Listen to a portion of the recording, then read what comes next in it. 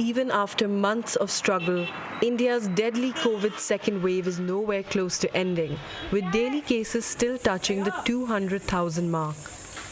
This time, more young people have been impacted by the virus, leaving children particularly vulnerable. The Indian government faces a new challenge: to quickly open quarantine centers, like this one created for young girls. A girl who is found alone without any care and protection has to be kept for a period of 14 days before the next step is followed for the restoration.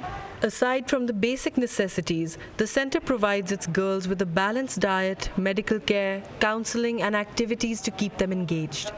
And of course, they regularly test for COVID.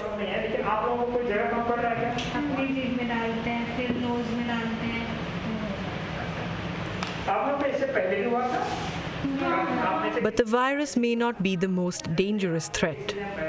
See, a lot of number of parents are going to lose their job.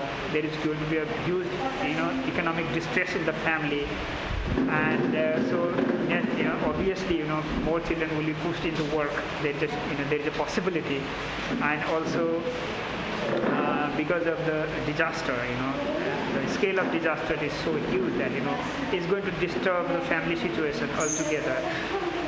At all levels, I think, in all class. Some of the children here will be sent back home, but most will have to be transferred to other childcare facilities. SOS Children's Villages is one of the many homes that take these children in. Many children who have lost both parents because of COVID came to us. They arrive here extremely depressed. They don't know how to survive. It's like they've lost their childhood somewhere along the way. This is house number 5, with our caretaker Pratibha Kundu. We also have 5 children here who have been badly impacted by COVID. Amongst the children living in this house are 5 siblings who lost their only parent to COVID a month ago. They were found helpless and hungry on the streets of New Delhi.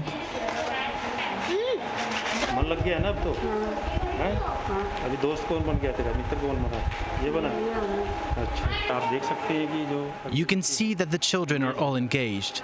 When they came here, they were upset. We make this a home. You can see that the children have every facility. There's a TV, there is internet for the children who are studying, there are books, and the biggest advantage is that these children have a substitute mother. The caretakers here are called mothers, and they play an integral part in this childcare facility. But not everyone believes that homes like this are a viable permanent solution. According to a 2018 UNICEF report, there are almost 30 million abandoned or orphaned children in India. Out of that, 500,000 end up in shelters, while just 2,000 make it to the legal adoption pool. Many shelters, do not put children in the legal adoption.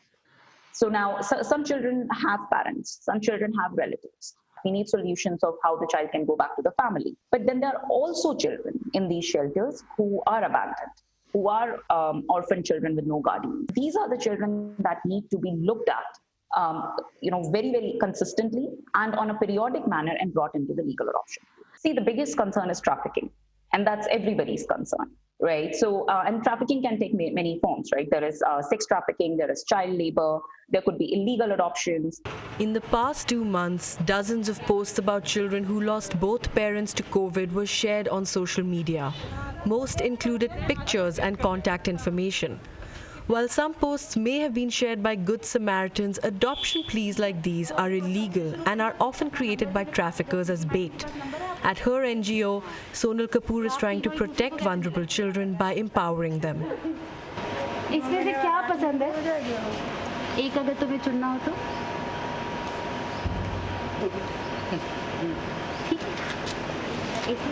इसमें क्या संभाल के रखोगे? खिलौने। The NGO provides low-income families with basic necessities like food and education for their children. The aim is to reduce the financial desperation that could lead to abuse. Every day, at least in the urban slums where we are working, we are seeing cases of transactional sex where children are being offered in return of food. Every time a disaster is struck, there's always, the child traffickers network becomes super active, super active. Before the government, before the civil society or the NGOs or the Good Samaritans can reach to help to save the child, it's always the child traffickers that will get to the child first. Preventing critical situations is a daily effort, one that requires Sonal and her team to go door to door and follow up on vulnerable families in the community. In India, hundreds of thousands have died of COVID, but millions more are suffering because of the economic repercussions of this crisis. Children are often forgotten, but they will carry these scars for years to come.